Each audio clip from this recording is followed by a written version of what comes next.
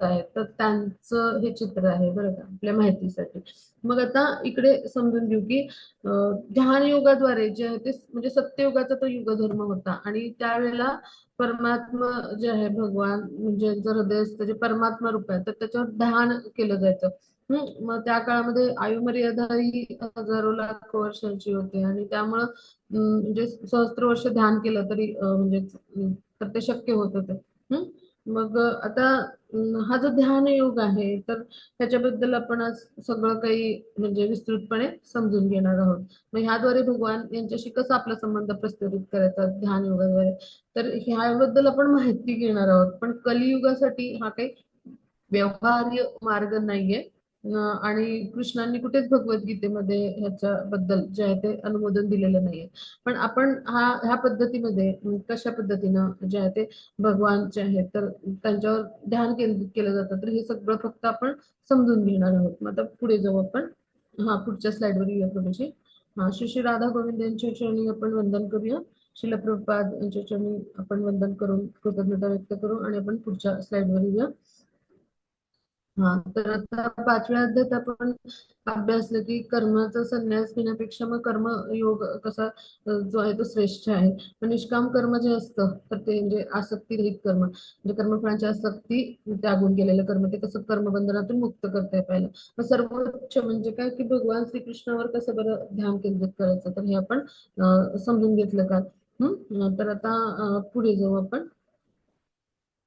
हा प्रभूजी, पुढच्या स्लाइडला येऊया आपण. हा, मग आता आजच्या अध्यायामध्ये आपण अष्टांग योग म्हणजे काय, मग त्यामध्ये कशी प्रगती करायची, मग अष्टांग योग अभ्यासाचे टप्पे कोणते आहेत, मग आपलं मन कसं संयमित करायचं, मग अयशस्वी योगी असतात दोन प्रकारचे, त्यांचं गंतव्य कोणतं असतं, आणि भक्ती योग सर्वोच्च कसं आहे, तर हे आपण समजून घेणार आहोत. मग आता पुढे जाऊ आपण.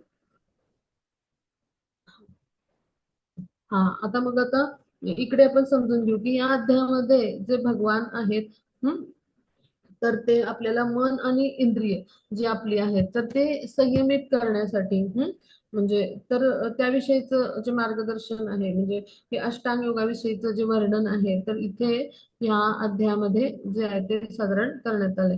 मग इथे आपण समजून घेऊया की कलियुगामध्ये हे सगळं आपल्याला आचरण करायला फार अवघड आहे. म्हणजे आपल्याला भगवान यांनी आधीच सांगितलंय की कृष्ण भावनामयित कर्म हे सर्वात आपल्याला कसं आहे म्हणजे सोपं आहे करायला. आणि त्या कृष्ण भावनेचं आचरण पण सोपं आहे. पहा म्हणजे आपण आपलं कर्तव्य कर्म करत करत कृष्ण भावनेच्या आचरणाद्वारे आपण जे आहे तर ते भगवानांची भक्तिमय प्रेममय सेवा जी आहे ते करू शकतो. पहा मग आता इकडे आपण समजून घेऊया की कशा पद्धतीने जे आहे तर ते भगवान आपल्याला म्हणजे ध्यान योगाविषयी सगळं काही मार्गदर्शन करतायत, तर ते आजच्या अध्यायामध्ये आपण सगळं समजून घेणार आहोत. मग इथे आपण समजून घेऊ की योग म्हणजे काय. सर्वात प्रथम योग म्हणजे काय की कृष्णांशी आपला संबंध प्रस्थापित करणं.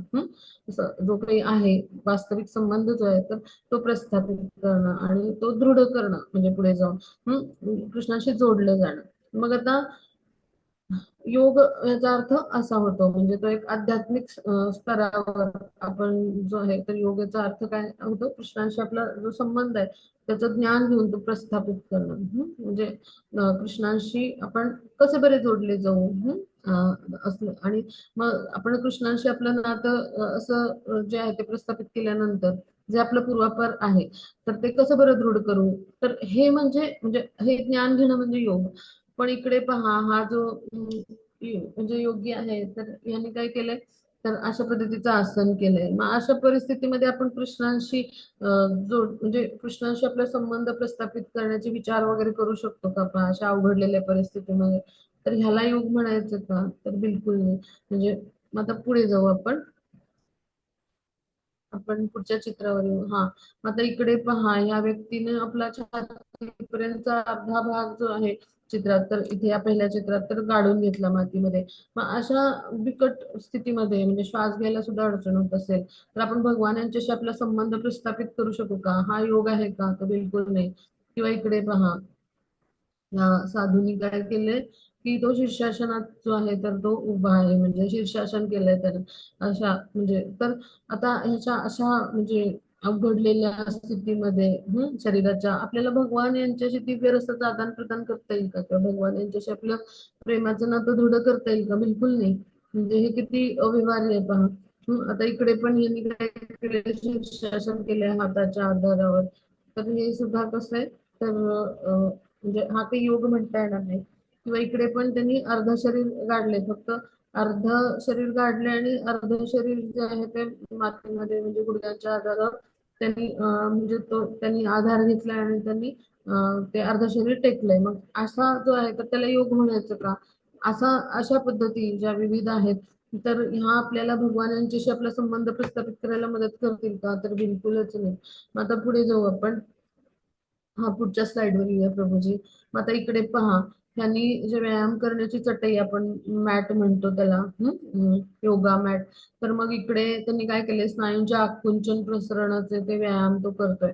आणि अशा परिस्थितीत म्हणजे स्नायूंना खेच देऊन आणि इतक्या अवघड आसनामध्ये आपल्याला भगवान जे आहे त्यांचं सुंदर रूप आठवायचं वगैरे असं काही सुचेल का? म्हणजे हा योग आहे का? तर बिलकुलच नाही. मग आता आपण अजून पुढे जाऊया. पुढच्या चित्रावर येऊया. हा प्रभूजी, हरे कृष्ण. मग इकडे पण आहे, सगळे लोक आहेत हे त्यांनी संगीत लावलंय आणि त्याच्यावर ते वेगवेगळे शारीरिक व्यायाम हालचाली करतायत. आणि मग उत्तेजक पेय रेडबुल वगैरे असं ते घेतायत. म्हणजे असं उदाहरण सांगितलं, ते दुसरंही उत्तेजक पेय असेल म्हणजे, तर असं पदार्थ म्हणजे असे उत्तेजक पदार्थ ते घेतात. तर मग त्याला योग म्हणायचं का? ते बिलकुल नाही. आता हे ऑफिस मधले लोक आहेत, तर ऑफिस मधल्या सुट्टीच्या वेळात हे काय करतात, त्यांच्या शरीराच्या स्नायूंना वर जो ताण असतो तो हलका करायला ते काय करतात, असे वेगवेगळे व्यायाम करतात. याला ऑफिस योगा म्हणतात. मग याद्वारे आपण भगवान यांच्याशी आपला संबंध प्रस्थापित करू शकू का अशा व्यायामाद्वारे? तर बिलकुल नाही. किंवा इकडे स्त्री काय केली ना, बकरी योगा म्हणजे ती बकरीसारखी जे आहे तर त्या स्थितीमध्ये आहे आणि तिने स्वतःच्या शरीरावर पण बकरी उभी केली. मग ह्याला योग म्हणायचं का? तर बिलकुल नाही. किंवा बाजारात अनेक जे आहेत ते असे ग्रंथ आहेत, म्हणजे गरोदरपणासाठी योग, योगा किंवा मानसिक आरोग्यासाठी योग, वेगवेगळे म्हणजे पुन्हा खुर्चीवर बसून कसं योगासनं करायचे असे विविध प्रकार आहेत. मग ह्याला योग म्हणायचं का? तर बिलकुलच नाही. हे तर फक्त शारीरिक हालचाली झाल्या. मग आता पुढे जाऊ आपण. हा प्रभूजी, पुढच्या स्लाइडला येऊ. हा, मग आता खरा योग म्हणजे काय? भगवान यांच्याशी आपला संबंध प्रस्थापित करणं, भगवान यांच्याशी जोडणं जाणं आणि मग जोडले गेलेले संबंध दृढ करणं. यासाठी अष्टांग योग हे साधन वापरलं जातं. म्हणजे 8 अंगांनी आपण जोडले जातो. मग आता ही 8 अंग कोणती आहेत? तर यम पहिलं म्हणजे यम, दुसरं म्हणजे नियम, तिसरं म्हणजे आसन, चौथं म्हणजे प्राणायाम, पाचवं प्रत्याहार, सहावं ध्यान, सातवं धारणा आणि आठवं समाधी. 8 अंग आहेत. मग यम म्हणजे काय? की असे जे नियम आहेत, की आपलं जे सामाजिक जीवन आहे म्हणजे बाह्य स्तरावरचे नियम म्हणजेच काय, की आपलं सामाजिक जीवन आहे तर तिथे आपण काय करू, कसं आचरण करू, तर त्या संदर्भातले नियम म्हणजे काय, की आपण जे आहोत तर समाजामध्ये हिंसक नाही होणार, म्हणजे हिंसा, भांडण, मारामारी असं नाही करत आपण, हो ना. मग त्यानंतर आपण चोरी नाही करत, आपण असत्य आचरण नाही करत, किंवा आपण जिथे म्हणजे काय म्हणू म्हणजे सामाजिक आचरण जे आहे ते आपण कसं करतो, अत्यंत नैतिकतेने करतो. म्हणजे आपल्या पत्नी सोडून इतर स्त्रीला आपण माते समान मानतो, म्हणजे याला म्हणायचं अपरिग्रह. तर अशा पद्धतीचं जे आचरण असतं त्याला म्हणायचं यम. म्हणजे आपलं बाह्य जीवन जे आहे, व्यक्तिमत्व जे आपलं, आपण स्वतःला व्यक्तिमत्व, एक उत्तम व्यक्तिमत्व आणि नैतिकतेची मूल्य जी आहे ती जपून स्वतःला इतरांसमोर प्रस्तुत करतो, त्यावेळेला जे काही आपण नियम आपल्याला म्हणजे आचरणाचे नियम निर्माण म्हणजे केलेले असतात, घालून दिलेले असतात, त्याला म्हणायचं यम. मग नियम म्हणजे काय, की आपल्या वैयक्तिक जीवनामध्ये आपली जीवनशैली जी आहे तर ती जी आहे ती योग्य प्रकारच्या नियमांनी प्रस्तुत आपण करत असतो, तर त्याला म्हणायचं नियम. म्हणजे काय, की उदाहरण घेऊया, की मी सकाळी पहाटे 4 वाजता उठेन, आंघोळ करून मग मंगल आरतीची तयारी करेन, 4:30 वाजता भगवानांच्या मंगल आरतीला जाईल, मग 5 वाजता मी जप करेन. मग मी जॉब पूर्ण झाला की 5:45 वाजता भागवताच्या क्लासला जोडेन. मग त्यानंतर मी क्लास संपला की मग गुरुपूजेची तयारी करेन, मग गुरुपूजेला जोडेन. मग नंतर भागवताचा क्लास असतो तर तिकडे जाईन, किंवा मी माझ्या नोकरीवर जाईन, मला अमुक वाजता लागतं, जावं लागतं, बाहेर पडावं लागतं, असं जे काही दिवसभराचं नियोजन आहे ना पूर्ण दिवसाचं, त्याला म्हणायचं नियम. आपल्या वैयक्तिक साधनेसाठीचं जे काही असतं असं आपलं जे वेळापत्रक, तर ते म्हणजे नियम, आणि ते आपण काटेकोरपणे पाळण्याचा प्रयत्न करत असतो गांभीर्याने, तर त्याला म्हणायचं नियम. मग आसन म्हणजे काय? की जी एक मुद्रा आहे की ज्याद्वारे आपण जे आहे ते आपली भक्ती साधना जी आहे तर ती करू शकतो, मग त्याला म्हणायचं आसन. मग आपण नेहमी सुखासनात असं बसावं. मग आता ते आसन कसं असावं त्या संदर्भात पण शास्त्रामध्ये नियम सांगितलेले आहेत. म्हणजे ते जे आहे ते मृगार्जिन असावं. मग आसन खूप उच्च स्थानावर नसावं किंवा खूप जमिनीलगत पण नसावं, असं मध्यम, थोडंसं उंच जमिनीपासून असं असावं. मग आताच्या काळात मृगार्जन मिळायला अवघड आहे. म्हणजे आता आपण मलमलचं किंवा मऊ कापड असं आपण घेऊ शकतो. दर्भाचं किंवा कुशाच्या आसनावरती आपण बसून त्याच्यावर मलमलचं मऊ कापड असं घालून त्याच्यावर बसू शकतो. मग प्राणायाम म्हणजे काय की श्वासाच्या म्हणजे हालचाली, म्हणजे श्वास आत घेणं आणि बाहेर सोडणं, तर ह्याच्यावर म्हणजे जे आहे ते नियंत्रण करणं. म्हणजेच काय की श्वास जो आहे तर त्याच्या विविध हालचाली आणि त्याच्यावरचं नियंत्रण, श्वासावर नियंत्रण करणं म्हणजे प्राणायाम. मग प्रत्याहार म्हणजे काय की आपल्या इंद्रियांच्या संवेदना आहेत म्हणजे ज्या, तर त्या काढून घेणं. म्हणजे तर म्हणजेच काय की इंद्रिय तृप्तीच्या ज्या इच्छा आहेत त्या नष्ट होतात, इंद्रिय संयमित व्हायला लागतात. मग हाच तर म्हणजे प्रत्याहार. मग ध्यान म्हणजे काय की आपण जे आहे ते स्वतःचं मन जे आहे ते पूर्ण एकाग्र करणं हृदयस्थ परमात्म्यावर, त्याला म्हणायचं ध्यान. मग धारणा म्हणजे काय की जेव्हा मन आणि बुद्धीने आपण पूर्णतः परमात्म्यावर एकाग्र होतो तेव्हा. आणि मग त्याच्याही पुढचा टप्पा म्हणजे काय की मन, बुद्धी आणि आत्मा म्हणजे या तिन्ही स्तरावर आपण पूर्णतः म्हणजे परमात्म्यावर ध्यान करतो, म्हणजे पूर्णतः ध्यानामध्ये डुंबून जातो, म्हणजे ती समाधी स्थिती. तर म्हणजे ही जी आहे तर ही अष्टांग योगाची 8 अंगे आहेत. आता पुढे जाऊ आपण. हा, मग हेच आपण याच्यात पाहिलं की यम म्हणजे बाह्य नियम, नियम म्हणजे अंतर्गत नियम, आसन म्हणजे मुद्रा, ध्यान असं आपण, प्राणायाम म्हणजे श्वासाचं नियंत्रण, मग प्रत्याहार म्हणजे आपल्या विकासात अडथळा आणणाऱ्या म्हणजे इंद्रियांच्या संवेदना आहेत त्या आपण काढून घेतो. मग धारणा म्हणजे काय अविचलित एकाग्रता, म्हणजे एकाग्र व्हायचं आपल्या मनाने. मग ध्यान म्हणजे काय मन बुद्धीने पूर्णतः म्हणजे आपण त्याला म्हणतो ना, डुबून जाणं असं, म्हणजे एकाग्रता पुढचा टप्पा. म्हणजे ध्यान शोषण म्हणजे आपण म्हणतो ना अगदी पूर्ण त्याच्यामध्ये डुंबून गेलाय तो व्यक्ती, तर असे असं. आणि मग मन बुद्धी आत्मा म्हणजे यांचं सगळ्यांचं एकत्रीकरण म्हणजे एकाग्रता, म्हणजे सर्व स्तरावरची एकाग्रता आणि तसं एकीकरण. आणि ते कुठे परमात्म्याच्या हृदयस्थ परमात्म्यावर, त्या रूपावर, परमात्मा रूपावर हृदयस्थ, तर ह्याला म्हणायचं समाधी. आता पुढे जाऊ आपण. हा, हा प्रभूजी वाचूया. हरे कृष्ण. 6.10 योगी पुरुषाने सदैव एकांत स्थळे एकटे राहून काळजीपूर्वक मनाला सतत संयमित केले पाहिजे. 6.17 आपले त्याने आपला आहार, निद्रा, विहार किंवा करमणूक किंवा कर्म करण्याच्या प्रयत्नात नियमित असायला हवे. 6.11 त्याने एकांत स्थळी भूमीवर कुशासन अंथरून तेथे मृग चर्माने आच्छादित करावे. आसन उंचावर किंवा अत्यंत खालीही असू नये.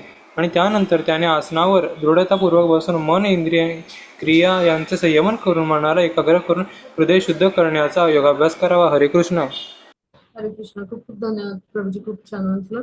तर आपण समजून घेऊ की योगी पुरुषानं काय केलं पाहिजे, सगळं आपलं म्हणजे सदैव आपलं मन, शरीर आणि जे आहे तर ते आत्मा जे आहे तर ते भगवान यांच्या ठायी युक्त करायला पाहिजे. आणि यासाठी काय करायला पाहिजे, तर परमात्मा स्तरावर आपलं जे पूर्णतः जे आहे तर मन जे आहे ते केंद्रित करण्यासाठी एकांत स्थळी आता एकटं राहायला पाहिजे. म्हणजे काय की ह्याच्यावरून आपल्याला लक्षात येईल की एकांत पाहिजे, म्हणजे असं ठिकाण की तिथे त्याचं मन जे आहे ते विचलित नाही होणार.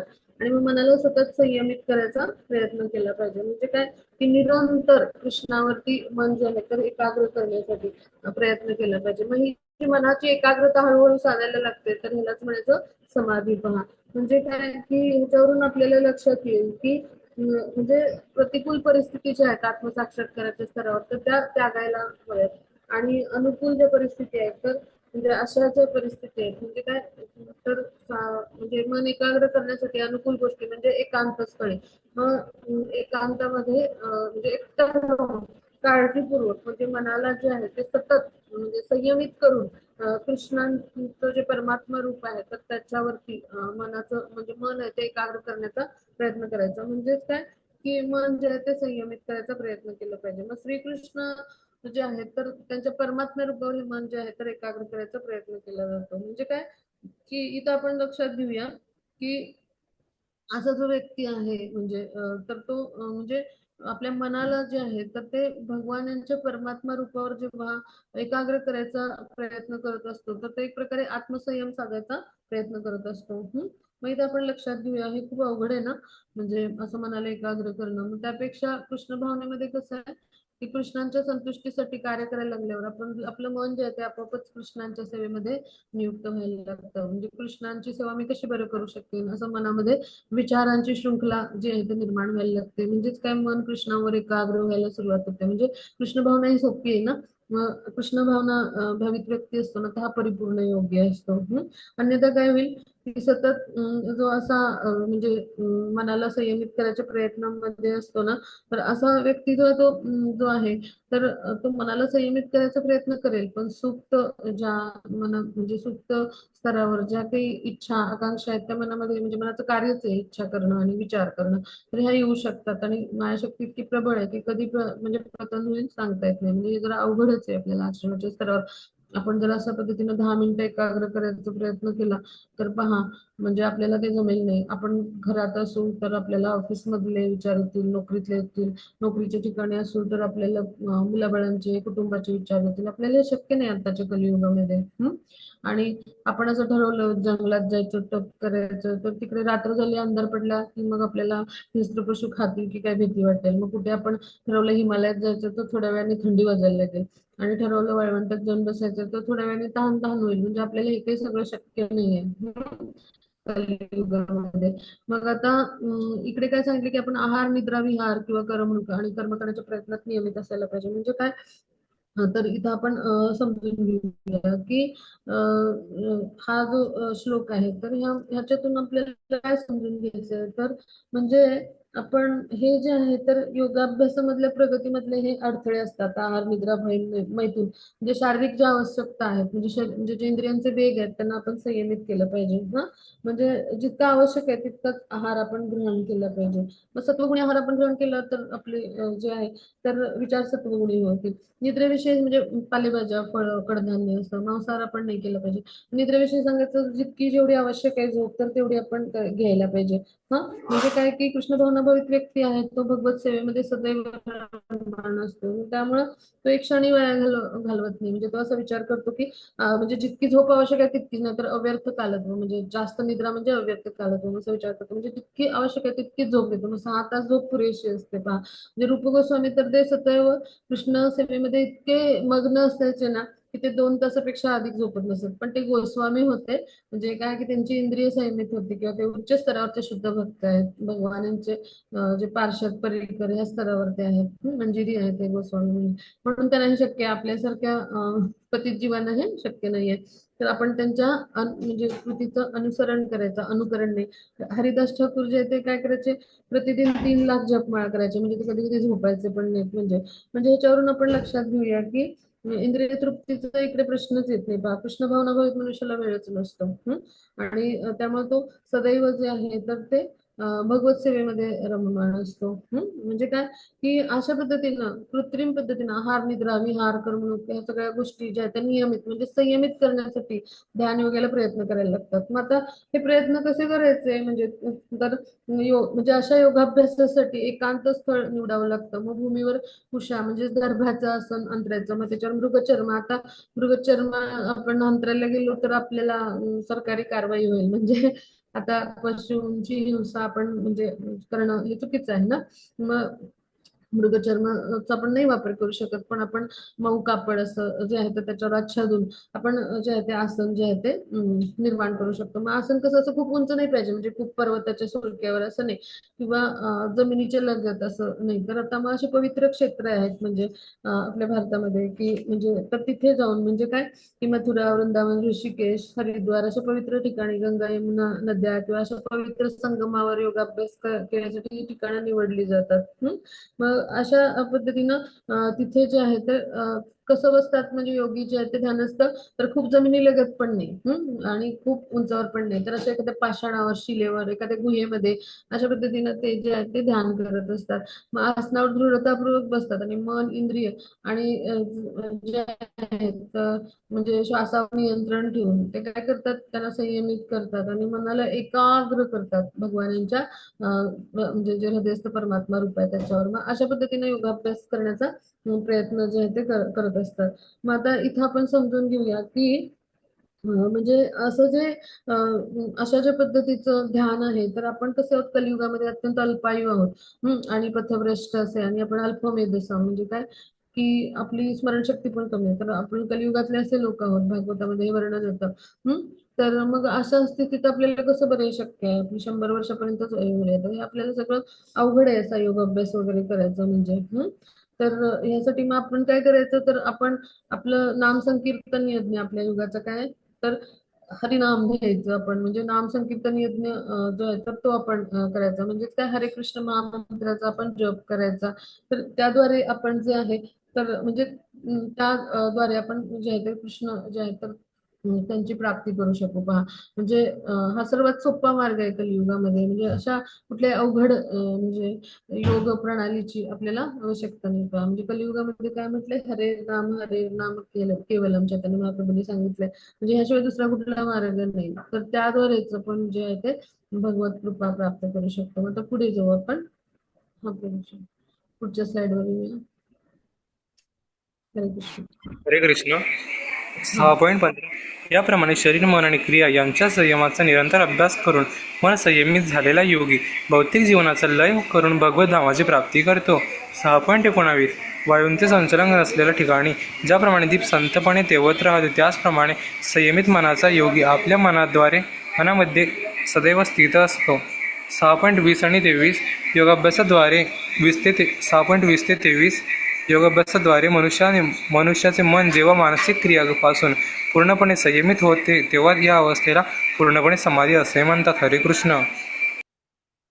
हरे कृष्ण. खूप खूप धन्यवाद रोजी. आता आपण समजून घेऊ की शरीर, मन आणि आपले जे कर्म आहेत, तर ह्यांचं म्हणजे इंद्रियांची जी कर्म आहेत त्यांचं संयम म्हणजे साधून निरंतर अभ्यास, म्हणजे निरंतर संयमाचा अभ्यास असा करून मन जे संयमित झालेलं आहे, असा योगी काय करतो, तर भौतिक जीवन जे आहे तर त्याचं लय करतो. म्हणजेच काय, तर भौतिक जीवन जे आहे तर असं जे भौतिक जीवन आहे की जिथं आपण इंद्रिय तृप्तीच्या स्तरावर असतो, तर ह्याचा तो लय करतो. आणि तो काय करत असतो की आपल्या म्हणजे जे भौतिक स्तर आहे, तर त्या स्तरावरून तो आध्यात्मिक स्तरावर येण्यासाठी प्रयत्न करत असतो. मग असा जो म्हणजे आहे व्यक्ती, तर तो भगवत धामाची प्राप्ती करू शकतो. पहा म्हणजे काय की इथे आपण समजून घेऊ की त्यासाठी 1000 वर्ष तप करून मन एकाग्र करणं आवश्यक आहे भगवानांच्या परमात्मा रूपावर. आणि असा योगाभ्यास करणारा व्यक्ती जो आहे, तर त्याला कुठल्याही प्रकारची भौतिक सुविधा प्राप्त करण्यासाठी म्हणजे तो जो आहे तो ध्यान नाही करत, तर तो भौतिक अस्तित्वाचा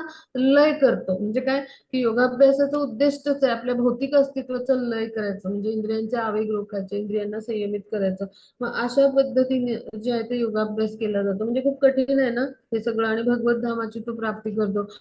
म्हणजे भगवत धाम जे आहे तर तिथे पोहोचण्यासाठी म्हणजे अशा पद्धतीने ध्यान योगी जो आहे तो प्रयास करतो. पहा मग याच्यावरून आपल्याला लक्षात येईल की जो परिपूर्ण जो योगी आहे, तर तो कसा आहे, तर कृष्ण भावनाभावित व्यक्ती आहे. म्हणजे तो काय करतो, कृष्ण भावनेमध्ये आपली इंद्रिय जी आहेत ती संलग्न करतो आणि त्याद्वारे भगवान यांच्या सेवेमध्ये स्वतःला संलग्न करतो. म्हणजे काय की आता आपण पाहूया की म्हणजे हे तर आपण कृष्ण भावनाभावित व्यक्तीचं पाहिलं, पण आताच्या काळामध्ये असे भोंदू योगी जे आहेत ते जे वेगवेगळे व्यायाम शिकवतात, श्वासाच्या नियंत्रणाच्या हालचाली शिकवतात आणि त्याला ध्यान असं सांगतात. मग हे फसवणूक आहे आताच्या समाजामध्ये जे आहे, तर ती शारीरिक व्यायाम नव्हे योग म्हणजे. तर योग म्हणजे काय, तर भगवान यांच्याशी जे आहे ते संबंध दृढ करणे. आणि असं योगाभ्यासाचं उद्दिष्ट काय, तर आपल्या इंद्रियांच्या ज्या इच्छा आहेत किंवा भौतिक इच्छा आहेत तर त्यांचा लय करणं आणि मन इंद्रियांचा निग्रह करून भगवान यांच्यावर मन एकाग्र करणं. मग असा योगाभ्यास जेव्हा होतो त्यावेळेला असा योगी येतो, यशस्वी होतो. म्हणजे ही खडतर तपस्या आहे पहा.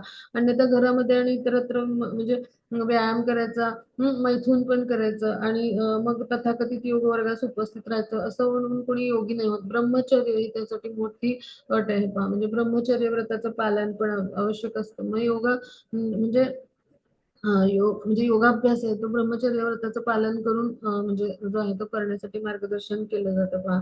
मग यासाठी गुरुकुलमध्ये पाठवायचे पूर्वी.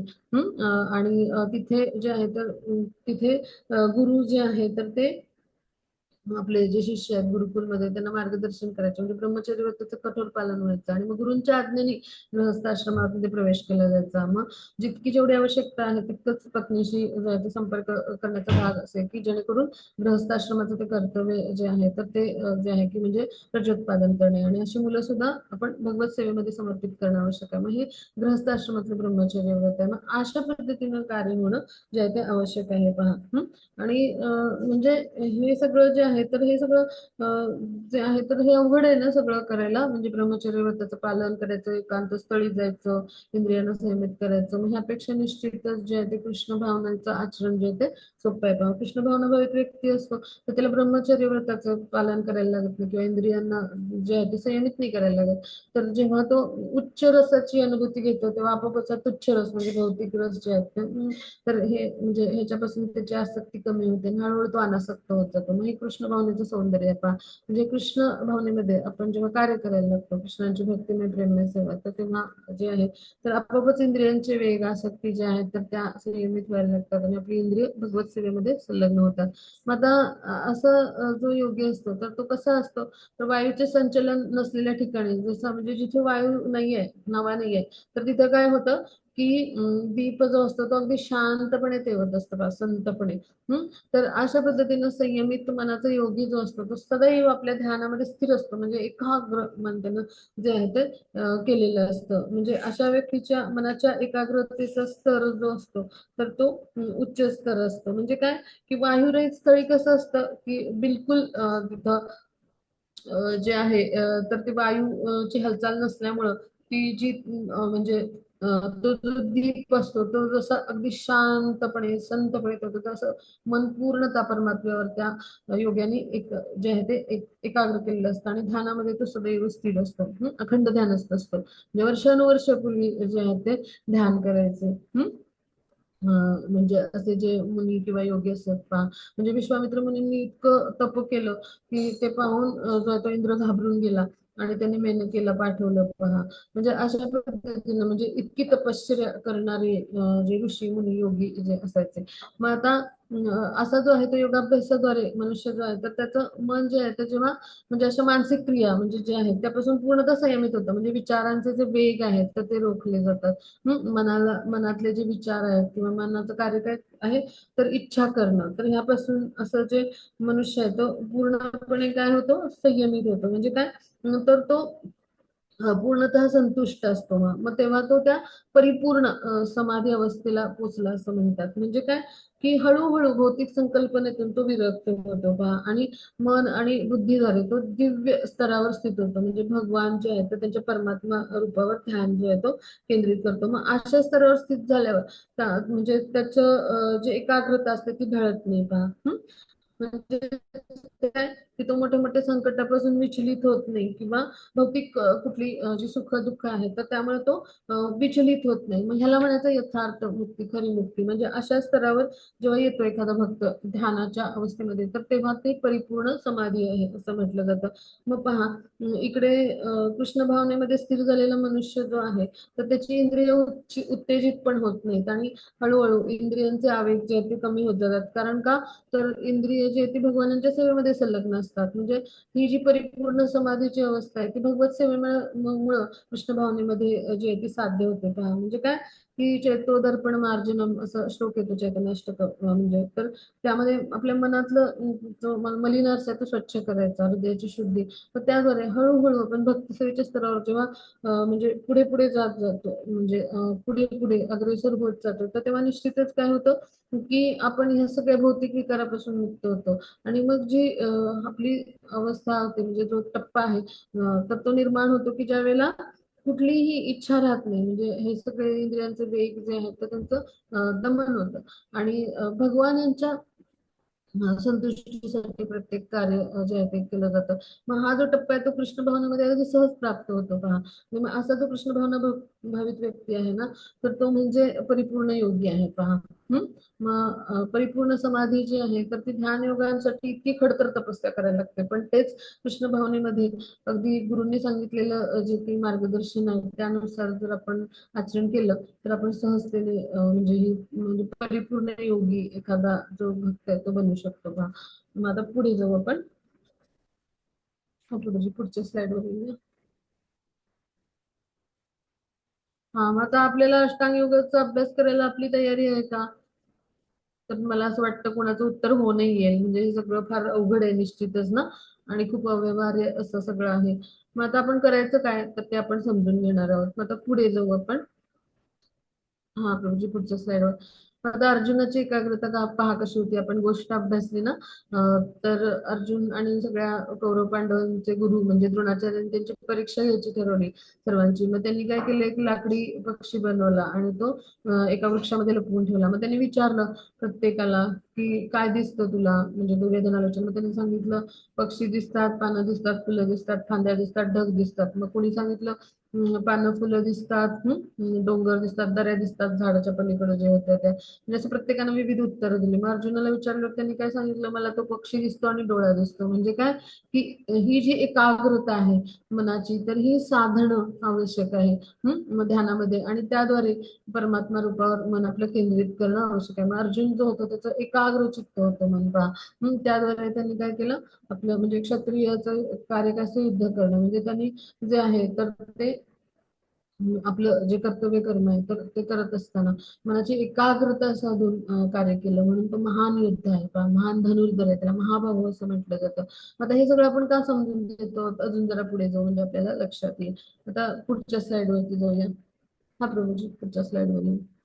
हा, मग इथे आता चित्रात पहा, इकडे जे आहे तर ते इथे हरे कृष्ण. हा, तर इथे चित्रात पहा की इथे नर आणि नारायण जे आहेत ना, तर हे भगवान जे आहेत तर हे नर आणि नारायण ह्या रूपामध्ये म्हणजे प्रत्येक युगामध्ये येत असतात. सत्य युगामध्ये नर नारायण या रूपामध्ये. मग तसं द्वापार युगामध्ये कोण म्हणून आले तर जे अर्जुन आणि श्रीकृष्ण आहेत, तर नरनारायण ही जोडी आहे. मग आता हे जे आहेत ते बद्रिकाश्रम जे आहे तर तिथे तर जे आहे ते तप करण्यासाठी गेले. त्यांनी तपस्येचा मार्ग जे आहे ते स्वीकारला. पण ते महान असे धनुर्धर योद्धे होते. मग त्यांनी काय केलं, आपले धनुष्य बाण जे आहेत तर ते बाजूच्या वृक्षावर टांगून ठेवले होते आणि ते तप करत होते.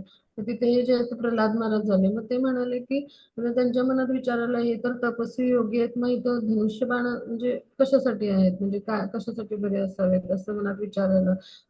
मग त्यावेळेला जे नरनारायण आहेत तर त्यांनी उत्तर दिलं. त्यांनी प्रल्हाद महाराजांच्या मनातला प्रश्न ओळखला आणि ते म्हणजे ज्याने त्यांना आपल्या पात्रतेप्रमाणे विचार करावा म्हटल्यावरती मग प्रल्हाद महाराज त्यांना राग आला. मग त्यांनी त्यांच्याशी युद्ध सुरू केलं क्रोधाने. मग त्या युद्धामध्ये त्यांचा कधी जयच झाला नाही, म्हणजे शेवटी ते थकले, कंटाळले. मग आता ते वैकुंठात जेव्हा गेले तर त्या विष्णूंनी सांगितलं माझाच अवतार आहे, म्हणजे आणि माझा पार्षद म्हणजे नरनारायण तर हे माझंच पार्षद आणि माझा अवतार आहे म्हटल्यावर ते शरण गेले त्यांना. म्हणजे ह्याच्यावरून आपण लक्षात घेऊ की जे आहे तर म्हणजे मनाची एकाग्रता जी आहे तर ती किती आवश्यक आहे. म्हणजे असे जे उच्च कोटीचे धनुर्धर होते ना म्हणजे नरनारायण, पण ते एक म्हणजे काय करत होते, ध्यानस्थ होते. मग आता ह्याच्याही पुढे जाऊन आपण पुढच्या उदाहरणातून समजून घेऊ की कशा पद्धतीने जे आपण मनाला एकाग्र करण्याचा प्रयास करू शकतो. तर आता ही जी गोष्ट आहे तर ती म्हणजे भगवान शिव आणि अर्जुन यांची आहे. तर काय झालं की अर्जुनाला महाभारताच्या युद्धापूर्वी जे आहे तर ते वेगवेगळी अस्त्र अशी जी आहे तर ती जी आहे ते धारण करण्यासाठी भगवानांनी मार्गदर्शन केलं होतं. मग आता त्यांनी खडतर तप केलं भगवान शिवजींकडून म्हणजे अस्त्र आणि अस्त्र प्राप्त होण्यासाठी. मग त्यांनी तपस्या जेव्हा केली म्हणजे जंगलात बसून त्या वनामध्ये, तेव्हा त्यांच्या तपस्येची एवढी चर्चा झाली की त्याची उष्णता जी निर्माण झाली तर ती सगळ्या वनामध्ये पसरली. मग ऋषीमुनीमध्ये चर्चा होऊ लागली. मग आता त्यांची ही प्रशंसा ऐकून शिवजींना पण कुतूहल निर्माण झालं की आपण पाहूया प्रत्यक्ष जाऊन. मग शिवजींनी काय केलं की एका पारध्याचं म्हणजे शिकारी असं रूप घेतलं. त्याला किरात असं म्हणतात. तर त्याचं रूप घेतलं आणि जो त्यांच्यासोबत त्यांचे जे गण असतात तर त्याला एका डुकराचं रूप दिलं, म्हणजे त्याने धारण केलं. आणि त्यांनी त्याची जी आहे ती शिकार करायला म्हणजे शिकार करायला त्याच्या पाठीमागे धावू लागले. मग आपल्या अंगावरती ते डुक्कर येत म्हटल्यावरती अर्जुनाने पण बाण सोडला. मग त्या दोघांमध्ये वादविवाद झाला की हा माझा म्हणजे ही माझी शिकार आहे, म्हणजे आम्ही बाण सोडला होता आधी. त्यावेळेला त्यांच्यामध्ये युद्ध झालं. मग आता ते युद्ध जेव्हा झालं तेव्हा अर्जुन थकला युद्ध करून त्यांच्याशी. मग त्यांनी थोडीशी विश्रांती घेतली. आणि मग त्यांनी काय केलं की आपली उपास्य देवता म्हणजे भगवान शिवजींचं जे लिंग होतं तर तिथे बसून ध्यान केलं आणि तिथे सुंदर फुलांची अशी माळ जी आहे ती लिंगाला अर्पण केली त्या. मग आता इकडं ध्यानस्थ अर्जुनाने ही अर्पण केली आणि पाहिलं की समोर शिवजी म्हणजे जो किरात आहे म्हणजे तो पारधी आहे त्याच्या गळ्यामध्ये पण तो फुलांची माळ दिसली. म्हटल्यावरती त्यांना लक्षात आलं की हे भगवान शिवजी आहेत. मग तो त्यांना शरण गेला. पहा म्हणजे पूर्वीच्या काळी युद्ध किंवा दोन योद्ध्यामध्ये तर ते कसं असायचं तर ते अत्यंत धर्माच्या नीतिनियमानुसार असायचं, धर्मशास्त्रानुसार. आतासारखं नाही नागरी वस्त्यावर रात्रीचे अनुभव हल्ले केले म्हणजे टीकेचा भाग म्हणून नको, पण इतकं धर्मानुसार धर्मशास्त्राच्या विधिविधानानुसार केलं जायचं. पहा अर्जुनाने विश्रांतीसाठी वेळ मागितल्यावर भगवान शिवजींनी तो त्यांना दिला. म्हणजे अशा पद्धतीनं युद्ध दोन युद्धामध्ये होत असे. इतक्या धर्मतत्वांचं सगळं पालन करून. मग आता ह्याच्यातून आपण काय समजून घेतलं की शिवजी आहेत ते त्यांच्यावर प्रसन्न झाले आणि त्यांनी त्यांना एक दिव्य अस्त्र दिलं, पशुपती अस्त्र म्हणजे जे अर्जुनाकडे आहे. जे गांडीव असे त्याचं जे म्हणजे धनुष्य बाण आहे तर त्याद्वारे दिव्य अस्त्र आहे आणि म्हणजे युद्धावर त्यांनी विजय मिळवला होता. मग असं अस्त्र त्यांनी त्याला प्रसन्न होऊन देव केलं. आता पुढे जाऊ आपण. हा मग आता हे सगळं जे आहे तर ते आपण कशासाठी अभ्यासलं तर अर्जुन जो आहे तर तो आता भगवानांना प्रश्न विचारतोय की आपलं मन कसं आहे. तर मन हे अत्यंत चंचल आहे आणि मग ह्याला जे आहे तर ते संयमित करणं जे आहे तर ते अत्यंत अवघड आहे. मग ह्याच्याविषयी अर्जुन काय म्हणतोय तर हे आपण या श्लोकाच्या माध्यमातून समजून घेणार आहोत. मग आता अर्जुन जे आहे तर त्यांनी जो आपले म्हणजे जे भाव व्यक्त केले ते आपण या श्लोकातून समजून घेऊ. चञ्चलं हि मनः कृष्ण प्रमाथि बलवदृढं तस्याहं निग्रहं मन्ये वायुरिव सुदुष्करम्. हरे कृष्ण. हरे कृष्ण. हे कृष्ण मन चंचल उच्छृंखल दुराग्रही आणि अत्यंत बलवान असल्यामुळे मनाचा निग्रह करणे हे वायूला नियंत्रण करण्यापेक्षाही अत्यंत कठीण आहे असे मला वाटते. हरे कृष्ण. हरे कृष्ण. आता इकडे जे आहे ते अर्जुन काय म्हणतो की मन इतकं चंचल आहे उच्छृंखल आहे. त्यानंतर काय दुराग्रही आहे. म्हणजे बिलकुल काही ऐकत नाही असं न ऐकणारं असं आहे. म्हणजे काय की म्हणजे विचलित करणारं असं आहे आणि म्हणजे अत्यंत बलवान असं आहे.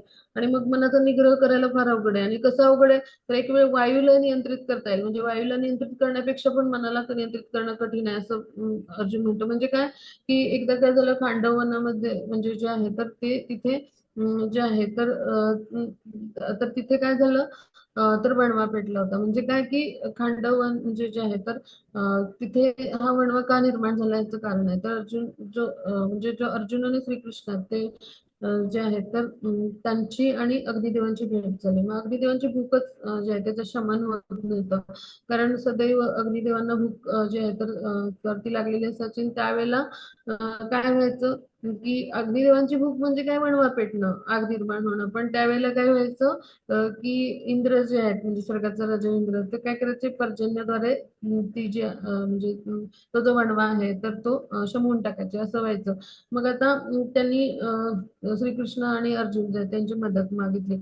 मग त्यावेळेला अर्जुनाने काय केलं तर अग्निदेवांची भूक भागवण्यासाठी मदत केली. मग खांडवनाला जेव्हा आग लागली तर त्यावेळेला म्हणजे वणवा पेटला तर त्यावेळेला काय झालं की मग इंद्रदेव आले. त्यांनी पर्जन्यधारा ज्या आहेत तर त्यांची वृष्टी करायला सुरुवात केली.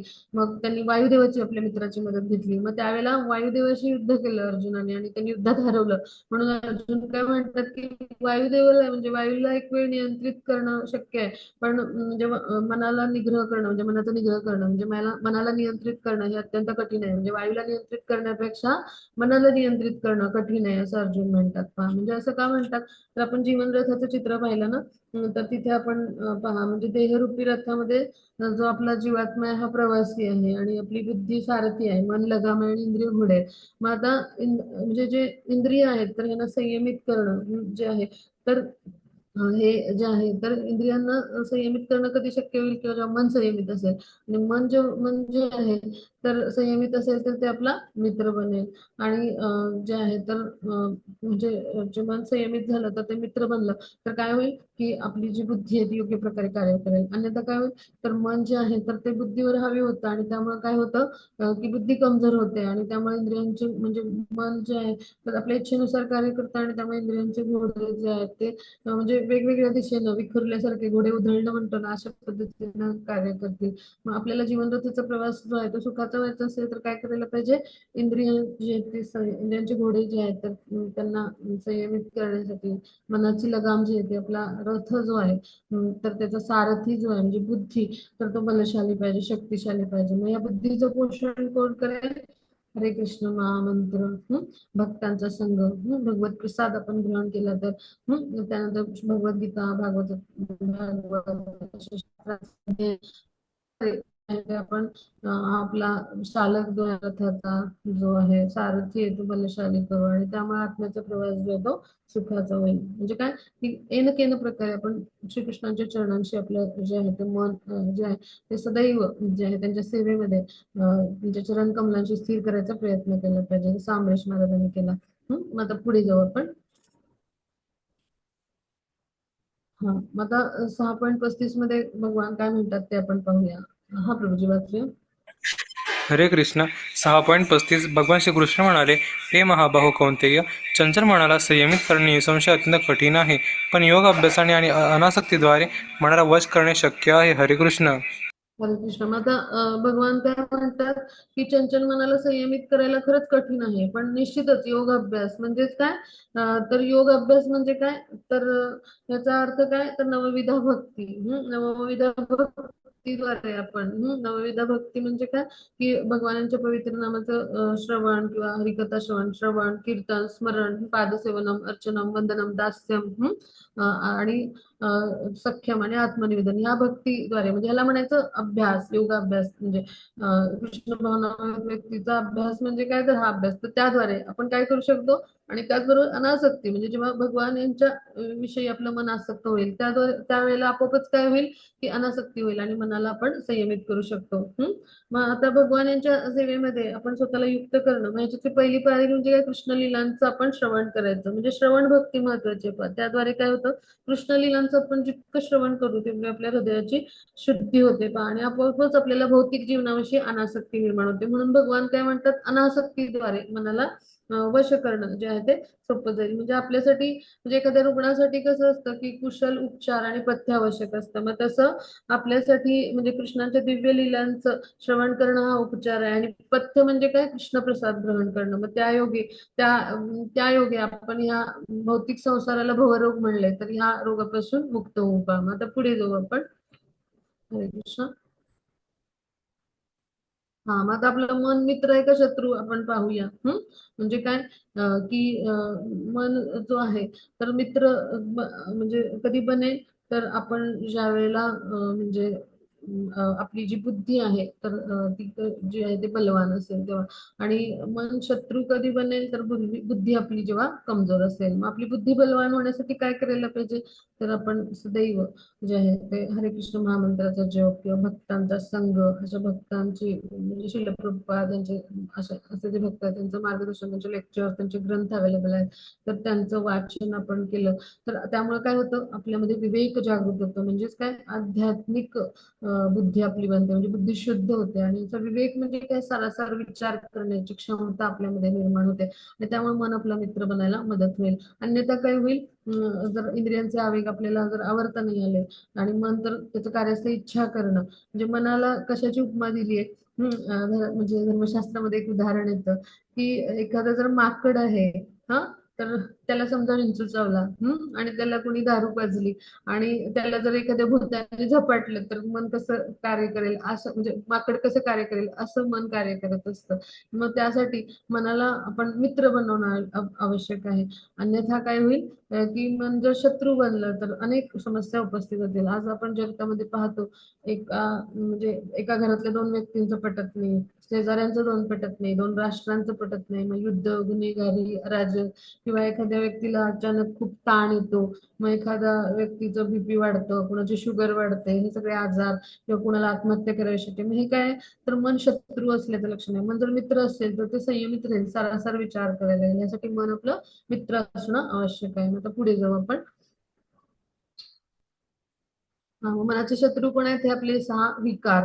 मग हे 6 विकार जोपर्यंत आपल्यामध्ये आहेत ना, तर तोपर्यंत जे आहेत तर ते मन शत्रूसारखं कार्य करेल. म्हणजे ह्यांच्या सोबतच सदैव मन आहे तर ते वास करत असतं. मग आता पुढे जाऊ आपण.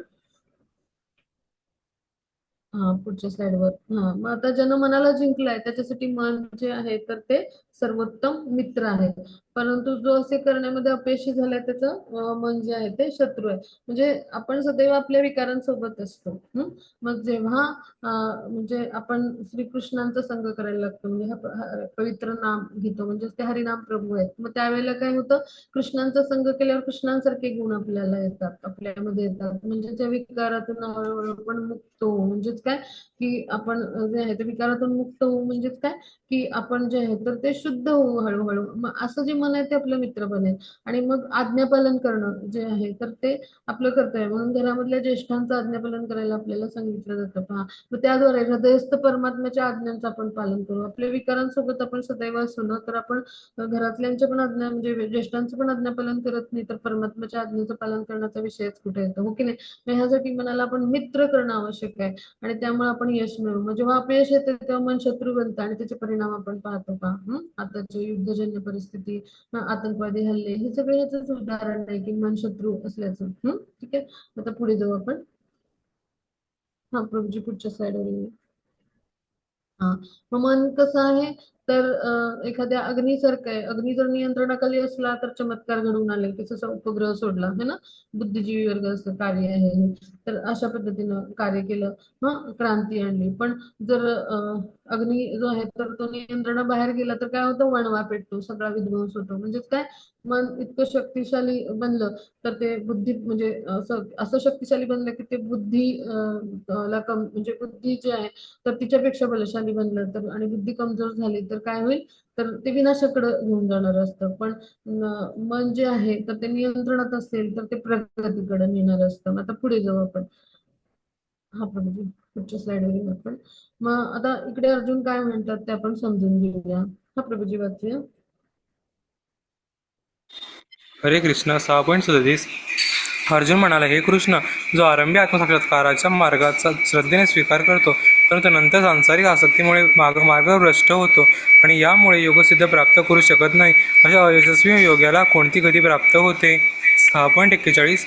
योगभ्रष्ट योगी पुण्यात्म्याच्या लोकांमध्ये अनेक वर्षे सुखोपभोग घेतल्यानंतर पुन्हा गुणवान कुटुंबामध्ये किंवा वैभवशाली कुटुंबामध्ये जन्म घेतो. 6.42.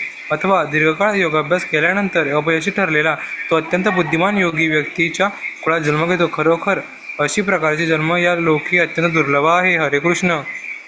हरे कृष्ण. खूप खूप धन्यवाद प्रभूंचे, खूप छान वाचलं. तर आपण समजून घेऊ की अर्जुनाने काय सांगितलं, की आत्मसाक्षात्काराचा मार्गाचा एखादा व्यक्ती स्वीकार करतो, पण काय होतं, सांसारिक आसक्ती इतके प्रबळ आहेत ना की तो व्यक्ती मार्गभ्रष्ट होतो, म्हणजे पथभ्रष्ट होतो. म्हणजे तो जो आहे तो आत्मसाक्षात्काराच्या स्तरावर, म्हणजे योग मार्गाद्वारे जो आहे तर तो पुढे न जाता तो विचलित होतो अशा इंद्रियांच्या वेगामुळे, आणि त्यामुळे योगसिद्धी प्राप्त करू शकत नाही. मग अशा अयशस्वी योगाला कुठली गती प्राप्त होते, असा अर्जुनाला प्रश्न आहे. मग त्याचं उत्तर 6.41 मध्ये दिले की असा जो योगी असतो, तर ह्या योग्यांचे दोन प्रकार आहेत की अल्प काळामध्ये योगभ्रष्ट झालेला आणि दीर्घकाळ योगाभ्यास केल्यानंतर जो आहे तर तो जो अपयशी ठरतो, असे दोन योगी असतात.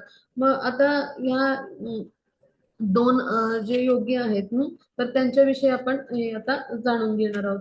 मग एखादा मनुष्य म्हणजे थोडीशी प्रगती केल्यानंतर जर योगभ्रष्ट झाला, तर त्याचं काय होतं, तर त्याला एखाद्या म्हणजे सात्विक कुटुंबामध्ये, धर्माचरणी कुटुंबामध्ये किंवा गुणवान कुटुंबामध्ये किंवा वैभवशाली अशा धनवान कुटुंबामध्ये तो जन्म घेतो. मग तिथे जे आहे तर त्याला योगाभ्यासाचं जे ध्येय त्याच्या काय असतं की कृष्ण भावने जे आहे तर म्हणजे कृष्ण भावना जी आहे तर त्यामध्ये उन्नत होणं, म्हणजे कृष्णांचं प्रेम प्राप्त करणं. मग ते साध्य करण्यासाठी त्याला ती संधी दिली जाते. वैभवशाली कुटुंबामध्ये अशा सोयी सुविधा असतात, त्यामुळे तो परिपूर्णतेच्या स्तरावर कृष्ण भावनेमध्ये उन्नत होऊ शकतो. किंवा असं जे भक्तपरायण गुणवान कुटुंब असतं, असं सात्विक कुटुंब असतं, तर तिथं भक्तिमय प्रेममय सेवेद्वारे तो उन्नत होण्यासाठी त्याला संधी दिली जाते. आणि या सुविधांचा त्यांना उपयोग करून घेणं म्हणजे परिपूर्णता आहे कृष्ण भावनेची. म्हणजे या मिळालेल्या सुविधेचा त्यांना उपयोग करून घेणं आवश्यक आहे. आता दीर्घकाळ योगाभ्यास केल्यानंतर अपयशी जो ठरतो योगी, तर त्याला काय म्हणजे कशा पद्धतीनं त्याला भगवान सुविधा देतात, तर भगवान अशा व्यक्तीला बुद्धिमान जे योगी व्यक्ती असतात त्यांच्या कुळामध्ये त्याला जन्म मिळतो भगवानांच्या कृपेमुळे. आणि असा जन्म अत्यंत दुर्लभ आहे, म्हणजे दुर्मिळ आहे. म्हणजे बुद्धिमान कुळ म्हणजे आचार्यांची कुळं, मग तिथे जन्म झालेले त्यांना जन्मताच म्हणजे जे आहे तर म्हणजे जे आहे ते आध्यात्मिक ज्ञान मिळतं, प्रशिक्षण दिलं जातं पहा. मग असे जे असतात ते आध्यात्मिक गुरु आचार्य बनतात. म्हणजे भारतामध्ये असे अनेक कुटुंब आहेत. आता भगवत कृपेमुळे म्हणजे भगवान म्हणजे जे आपले शिल प्रभुपाद आहेत त्यांचे गुरु आहेत जे भक्ती सिद्धांत सरस्वती जे आहेत, तर त्यांना भगवत कृपेमुळे अशा आचार्य कुटुंबामध्ये जो आहे तो जन्म घेण्याची संधी मिळाली पहा. आणि दोघांनाही बालपणापासून भगवत भक्तीचं जे आहे तर शिक्षण मिळालं पहा. म्हणजे त्यामुळं अशी जी दिव्य गुरु शिष्य परंपरा आहे त्यामुळे त्या दोघांची भेट झाली पहा, शिल प्रभुपाद आणि त्यांचे गुरु भक्ती सिद्धांत सरस्वती यांची. शिल प्रभुपाद की जय. आता पुढे जाऊ आपण. तर आता सर्वश्रेष्ठ योगी कोण, तर हे आपण समजून घेणार आहोत. मग आता सर्व योग्यामध्ये जो योगी दृढ श्रद्धेने सदैव भगवान यांच्यामध्ये म्हणजे माझ्यामध्ये वास करतो आणि अंतःकरणात माझं चिंतन करतो, माझी दिव्य प्रेममय सेवा करतो, तो माझ्याशी पूर्णपणे योगयुक्त असतो, तो सर्वश्रेष्ठ योगी असं भगवान म्हणतात. म्हणजेच काय की जो योगी जो आहे तो भगवान यांच्या संतुष्टीसाठीच कार्य करतो पहा, सदैव. आणि भगवान यांचीच भक्तिमय प्रेममय सेवा करतो, कारण तो प्रत्येक जीव जो असतो तर तो कोणाही भगवान यांचा अंश आहे. आपली सर्व स्थिती जी आहे ही जाणून आपण भगवान यांची भक्तिमय प्रेममय सेवा केली पाहिजे. मग त्यामुळे काय होतं, आपण पतनापासून वाचतो पहा. आपण योगाभ्यास म्हणजे काय नवविधा भक्तीद्वारे भगवत प्राप्ती करायचा प्रयत्न केला पाहिजे. मग ही भक्ती युगापर्यंत येण्याची ही सगळी जी आहेत तर ही साधना आहेत. मग भक्तियोग हा कसा आहे सर्वोच्च आहे. आणि भक्तियोगाद्वारे आपण जे आहे तर आध्यात्मिक स्तरावर उन्नत होऊ शकतो. मग भक्तियोग म्हणजेच काय, भगवान यांची दिव्य स्तरावर केली गेलेली दिव्य म्हणजे आध्यात्मिक स्तरावरची शाश्वत अशी सेवा. मग ती कशी, आणि पुन्हा प्रेममय सेवा. म्हणजे प्रेम म्हणजे नुसतीच आपण सेवा केली आणि तिथं भाव नसेल रस नसेल तर अशी सेवा काय कामाची है ना, ते भौतिक कार्य होईल. आणि आपल्याला नुसताच भाव असला, भावपूर्ण आपण असलो पण सेवेच्या स्तरावर नाही आलो, तर असा भाव काय करायचा, त्या भौतिकच भावना होतील. तर आपली कशी झाली पाहिजे, भक्तिमय प्रेममय सेवा. त्याद्वारे आपण भगवान यांच्याशी रसाच त्या आदान प्रदान करू शकतो, भगवान यांच्याशी संबंध प्रस्थापित करून. मग असा जो असतो व्यक्ती तो पूर्णपणे योगयुक्त असं म्हटलंय. म्हणजे असा जो व्यक्ती आहे तर तो जो आहे तो सर्वश्रेष्ठ योगी असं म्हटलंय पहा. भगवान जे म्हणतात की असा आत्मसाक्षात्काराचा जो स्तर आहे त्या स्तरावर असा जो व्यक्ती असतो तो परिपूर्ण योगी किंवा सर्वश्रेष्ठ योगी असं म्हटलंय. अशा गोपीजन होत्या पहा, की ज्यांनी भगवान यांचा सदैव संतुष्टीसाठी कार्य केलं. मग गोपीजनामध्ये सर्वश्रेष्ठ गोपी म्हणजे राधाराणी. आता पुढे जाऊ आपण. हा प्रभूजी पुढच्या स्लाइडवर. हा, मग आता इथे आपण समजून घेऊया की वेगवेगळे टप्पे आहेत आपल्या जीवनामध्ये. म्हणजे एखाद्या व्यक्तीच्या येतात तर त्याद्वारे तो भक्तियोगामध्ये कसा अग्रेसर होतो किंवा आत्मसाक्षात्काराच्या स्तरापर्यंत कसा अग्रेसर होतो. तो सर्वात प्रथम आपण सकाम कर्म करायला लागतो. मग त्यातून आपल्या इच्छेचा स्तर जास्त असतो आणि भगवत सेवा कमी असते. मग पुढे जाऊन आपण काय करतो की निष्काम कर्मयोगाच्या स्तरावर येतो. मग त्याद्वारे काय होतं, आपण जे आहे ते भगवान म्हणजे जे आपले फलाची अपेक्षा त्यागतो. आणि मग आपण जे आहे तर त्या फळाची अपेक्षा त्यागल्यामुळं आपल्या अशा कर्मामुळं म्हणजे कर्मयोगामुळं अशा तर आपण काय होतो ज्ञानाची आपल्यामध्ये ज्ञान आणि वैराग्याची वृद्धी होते मग तेव्हा त्या वस्तूला म्हणायचं ज्ञान योग ज्ञान मिळतं आणि त्यामुळं आसक्ती कमी होतात वैराग्य येतं मग जेव्हा ज्ञान योगामध्ये आपण विविध आसनांद्वारे परमात्म्यावर ध्यान करतो मग त्या ध्यानाची वृद्धी होते परमात्म्यावर आपलं मन स्थिर होतं त्याला म्हणायचं अष्टांग योग आणि मग अष्टांग योगाच्या पलीकडे जाऊन जेव्हा मनुष्य जाणतो की भगवान श्रीकृष्ण हेच सर्वोच्च आहे तर श्रीकृष्णांच्या प्रती येतो तेव्हा तो जो आहे तो भक्ती योग म्हणजे काय की कृष्णांचे जे आहे तर भक्ती मय प्रेममय सेवा मग आता भक्ती योग हा जर सर्वोच्च असेल ह्या शिडीचा भाग तर मग आता आपण समजून घेऊया की जसं हिमालय जे आहे तर त्याचं सर्वश्रेष्ठ शिखर जे आहे तर ते माउंट एव्हरेस्ट आहे मग तशी कृष्ण भावना ही अत्युच्च आहे म्हणजे भगवानांची प्रत्यक्षपणे केली गेलेली भक्तिमय प्रेममय सेवा म्हणजेच कृष्ण भावना भावित होणं म्हणजे ही सर्वोच्च अशी परिपूर्ण अवस्था आहे आपल्या जीवनातली आणि हा भक्तीचा सर्वोच्च असा परिपूर्णता देणारा टप्पा आहे मग आता पुढे जाऊ आपण प्रभूजी पुढच्या हा मग आता वेगवेगळ्या युगांसाठी वेगवेगळे धर्म आहेत सत्ययुगामध्ये भगवान जे परमात्मा स्वरूपात हृदयात आहेत तर चतुर्भुज विष्णू रूपात त्यांचं ध्यान केलं जायचं मग त्रेतायुगामध्ये यज्ञ केला जायचा अग्नियज्ञ मग द्वापार युगामध्ये विस्तारित असं मंदिर पूजा केल्या जायचं मग कलियुगाचा धर्म काय आहे तर नाम संकीर्तन यज्ञ मग आता पुढे जाऊ आपण हा पुढच्या स्लाइडला येऊ मग कलियुगासाठी धर्म काय आहे परमेश्वराच्या पवित्र नामाचा जप मग आता पुढे जाऊ आपण हा म्हणजे मग आता आपल्याला शीघ्रातिशीघ्र उन्नती करायची आहे तर मग आपण कुठला मार्ग निवडू लिफ्टनी जाऊ का जिन्यानी आपण लिफ्टनी लवकर पोहोचू ना कलियुगाचा जो युग धर्म आहे तर तो नाम संकीर्तन यज्ञ म्हणजे ते लिफ्ट सारखं आहे आपण लवकर पोहोचू आपल्याला इतर युग धर्माप्रमाणे जायला गेलो तर ते जिन्याप्रमाणे हळूहळू आपण पोहोचू पण शीघ्र प्रगती जर आध्यात्मिक स्तरावर आपल्याला करायची असेल तर आपण लिफ्ट निवडू हो की नाही जसं आपल्याला लवकर पोहोचायचं आहे आपल्या इच्छित स्थळी मग तसा मार्ग म्हणजे काय आहे तर कलियुगामधला नाम संकीर्तन यज्ञ म्हणजे भगवानांच्या पवित्र नामाचा जप करणं मग आता पुढे जाऊ आपण हा चैतन्य महाप्रभू जे आहेत तर त्यांनी हरिनाम संकीर्तन यज्ञ म्हणजे हरिनाम संकीर्तन म्हणजे हा आपला यज्ञ आहे हे सांगितलं मग भागवतामध्ये त्यांचा सुप्त उल्लेख आहे 500 वर्षापूर्वी जे ते स्वतः कृष्ण भक्त रूपात अवतरले मग ते म्हणजे चैतन्य महाप्रभू मग त्यांचा उल्लेख आहे कृष्णवर्ण द्विषा कृष्णम सांगोपांगस्त्र पार्षदम यज्ञ संकीर्तन प्रायर यजंतही सुमेधसा म्हणजे कलियुगामध्ये बुद्धिमान व्यक्ती संकीर्तन करत भगवान यांच्या या अवताराची पूजा करतात जे निरंतर कृष्ण कीर्तन करत असतात म्हणजे श्यामवर्ण नसला तरी ते स्वयं कृष्ण आहेत आणि त्यांच्याकडे हे सहयोगी पार्षद आहेत आणि त्यांच्या सोबत ते जे आहे ते संकीर्तन करतात म्हणजे संकीर्तन म्हणजे काय मृदुंग वाद्यांच्या तालावर ताल्यांच्या तालावर भगवानांच्या पवित्र नाम जे आहे ते नाचून गाऊन म्हणणं त्याला म्हणायचं संकीर्तन मग आता पुढे जाऊ आपण आता आपण इस्कॉनच्या मंदिरामध्ये संकीर्तन करताना पाहतो त्याद्वारे आपण शीघ्रातिशीघ्र भगवान यांची कृपा करतो म्हणजे आपण जेव्हा म्हणजे जे आहे ते बसून नामजप करतो मग भगवान आपल्या शेजारी बसून नामजप करत असतात आपल्याला पाहत असतात मग जेव्हा आपण उभे राहून करतो तर भगवान आपल्या समोर असतात म्हणजे जेव्हा आपण नाचून गाऊन संकीर्तन म्हणजे करतो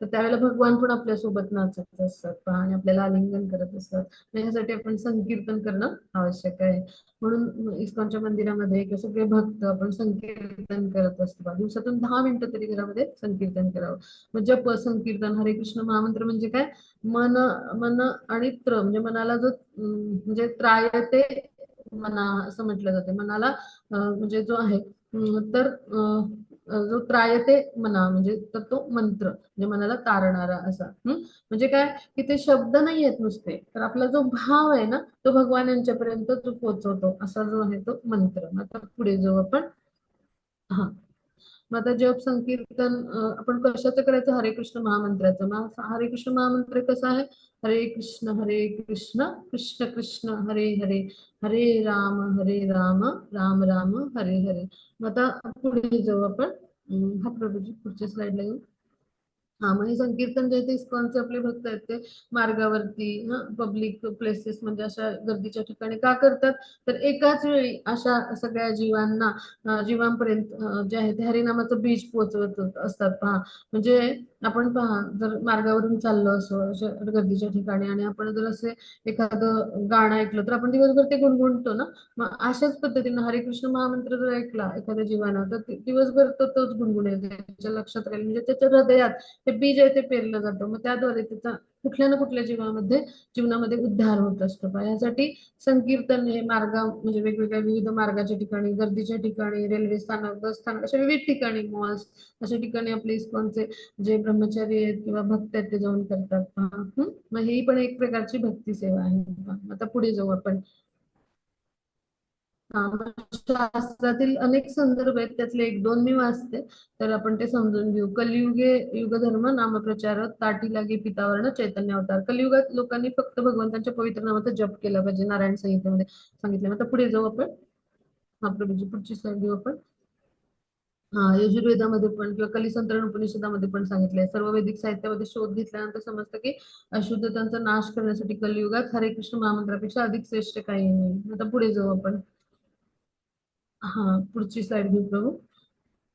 हा, म्हणजे चैतन्य चरितामृतामध्ये काय म्हणले, हरेर नाम हरेर नाम हरेर नाम केवलम कलो नास्ते नास्ते व गतिरन्यता. म्हणजे हे जे दंभी असं कलहाचं युग आहे कलियुग, तर इथे एकमेव साधन म्हणजे काय, पवित्र नामाचा भगवानांच्या जप करणं. त्याशिवाय कुठलाही दुसरा मार्ग नाही, असं 3 वेळा म्हटलंय. जेव्हा 3 वेळा म्हटलं जातं ना तेव्हा ते शास्त्रांनी स्वीकारलेलं असतं, म्हणजे शास्त्रसंमत मानलं जातं. म्हणजे जे चैतन्य महाप्रभू आहेत तर त्यांनी हे आपल्याला सांगितलं की जे भगवान स्वयं कृष्ण आहेत. मग आता पुढे जाऊ आपण. हा प्रभूजी, पुढच्या स्लाइड. हा, भागवतम मध्ये पण काय म्हटले की कले दोष निधे राजन असती हेको महान गुण कीर्तनादेव कृष्णस्ते मुक्त संग परम व्रजेत. म्हणजे भगवान जे आहेत त्यांच्याविषयी म्हणजे काय सांगितलं तर इथे जी चर्चा आहे तर तिथे काय म्हटलं गेले तर माझा प्रिय राजा, कलियुग जरी अनेक दोषांनी युक्त असले तरी या युगाचा एक चांगला गुण म्हणजे काय, हरे कृष्ण महामंत्राचा जप केल्यानं भौतिक बंधनातून मनुष्य मुक्त होऊन भगवत धामात जाऊ शकतो. पहा, म्हणजे किती मोठा गुण आहे पहा कलियुगाचा हा. म्हणजे केवळ जपामुळं जे अनेक वर्ष ध्यान करायला लागायचं, अग्नियज्ञ करायला लागायचे वेगवेगळ्या युगामध्ये, किंवा मोठ्या भव्य मंदिर पूजा, असं काहीच करायची गरज नाही. आपण फक्त हरे कृष्ण महामंत्राचा जप केला की आपण भौतिक बंधनातून मुक्त आणि भगवत धामाची प्राप्ती आपल्याला होऊ शकते. मग आता पुढे जाऊ आपण.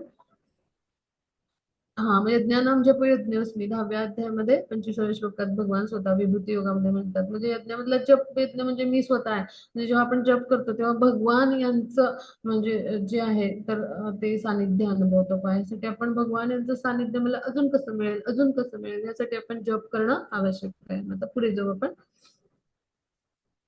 हा, चैतन्य चरित्रामृतामध्ये काय म्हणले, नामना अकारी बहुधा निज, म्हणजे त्या अंतलीलामध्ये हे जे आहे ते चैतन्य अष्टकामधले जे श्लोक आहेत, अष्टक म्हणजे 8 श्लोकामधले हा एक श्लोक आहे. नामना अकारी बहुधा निज सर्व शक्ती तत्रार्पिता नियमित स्मरणेन काला, असा जो श्लोक आहे, तादृशी तव कृपा भगवान ममापी दुर्दैव निदृश ह्या जनी अनुरागा. म्हणजे काय की भगवान यांचं नाम आहे तर ते जपण्यातच आपल्यासारख्या जीवांचं हित आहे. मग कृष्ण गोविंद असे अनेक नाव आहेत, मग प्रत्येक नाव हे भगवान यांचं शक्तिशाली आहे. म्हणजे नाम अकारी बहुधा आणि जे सर प्रत्येक नावामध्ये भगवान यांचे जे आहे ते पूर्ण शक्तीनिशी उपस्थित होतात. तुम्ही कुठलंही नाव घ्या भगवान यांचं, त्याच्यामध्ये पूर्ण सामर्थ्य भगवानांनी दिलंय.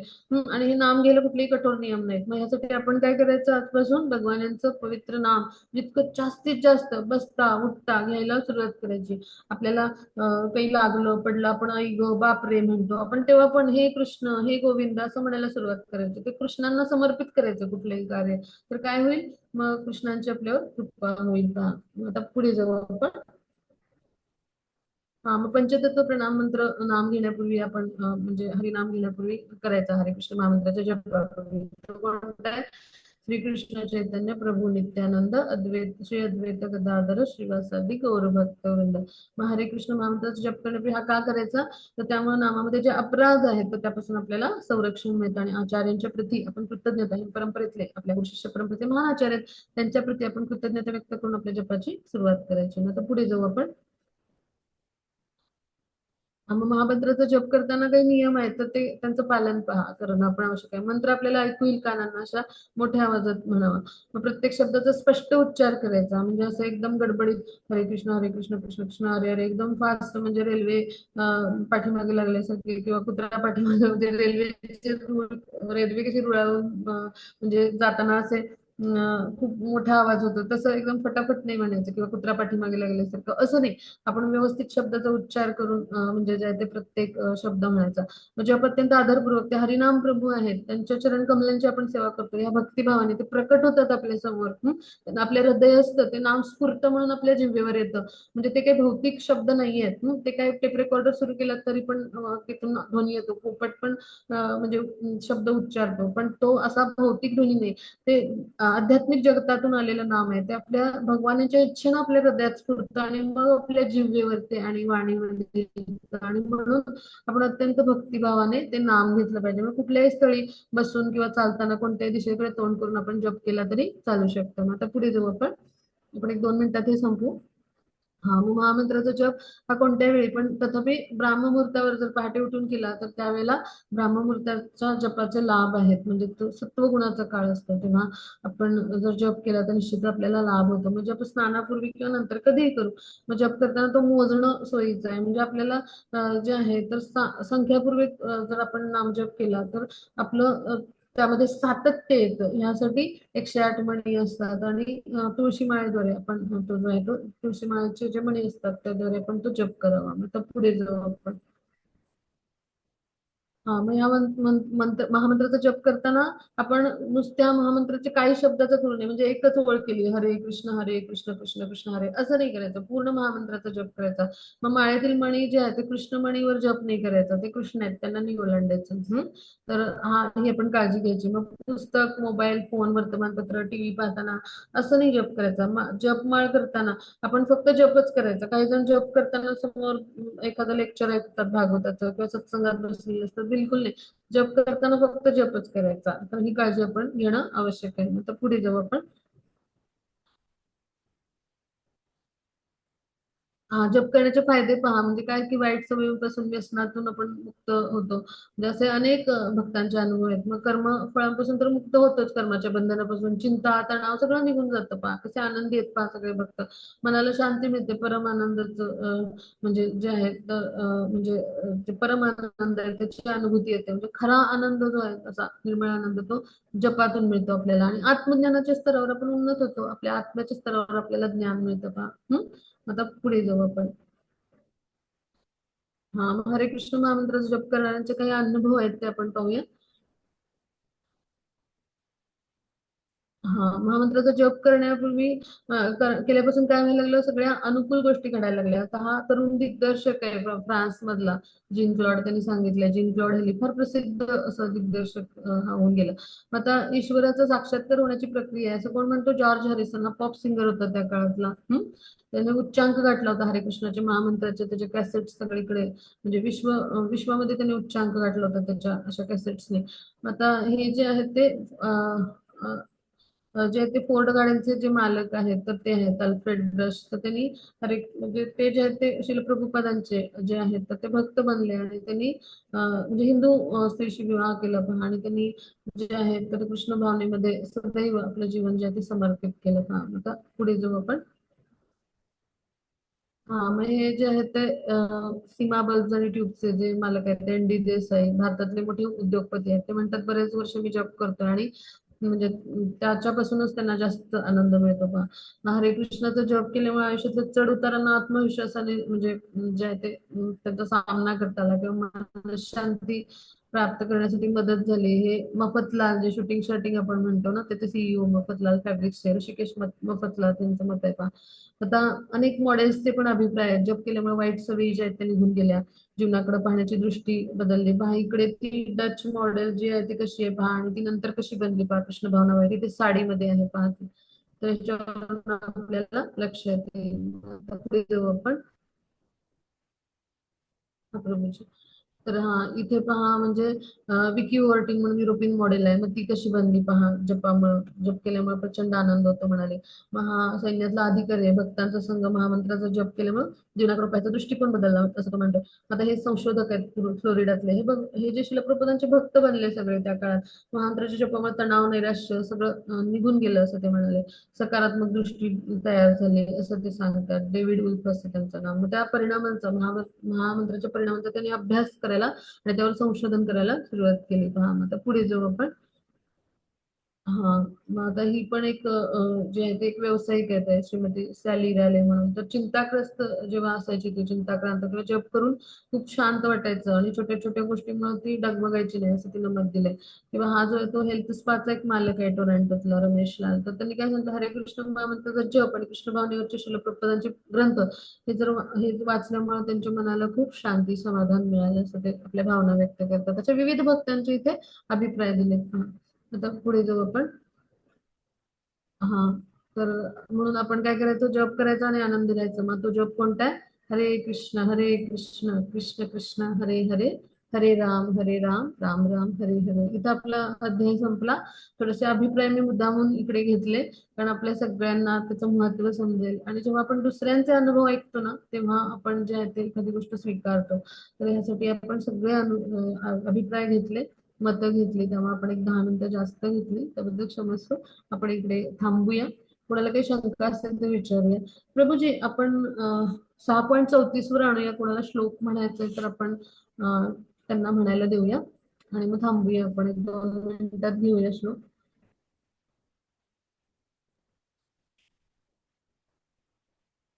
हरे कृष्ण माताजी. 6.34. हरे कृष्ण. हा, हा, कोणाकोणाला श्लोक म्हणायचा आहे त्यांनी आपण हँड रेज करूया आणि आपण श्लोक म्हणूया.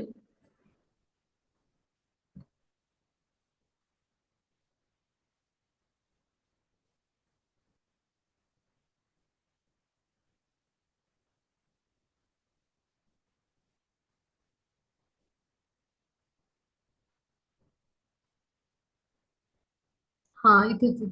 हा. कोण कोण म्हणेल हा श्लोक? कोण कोण म्हणू शकेल? हरे कृष्ण. आपण हँड रेज करूया. हा, हेमंत प्रभूजी म्हणूया आपण. हरे कृष्ण. हरे कृष्ण. हा, प्रभूजी. चंचलं मनः कृष्ण प्रमाची बलवज्जुडं तस्याहं निग्रहं मध्ये वायोरिव सुदुष्करम्. हरे कृष्ण. खूप छान. हरी बोल. खूप छान म्हणलं. अजून कोणाला म्हणायचंय हा श्लोक? कोण प्रयास करेल? हरे कृष्ण. हा, प्रभूजी, रेकॉर्डिंग स्टॉप केलं तरी चालेल. हरे कृष्ण. हा, अजून कोण प्रयास करेल? योगेश प्रभूजी, श्रद्धा माताजी, वंदना माताजी, श्रीकांत प्रभूजी, मंगल साली माताजी, चेतन प्रभू आहे तिकडे. कोण म्हणेल अजून? कोण कोण प्रयास करेल? काल आपण सगळ्यांनी सांगितलं होतं ना, आपण प्रयास करणार आहोत, आपल्याला जमेल तसं करूया.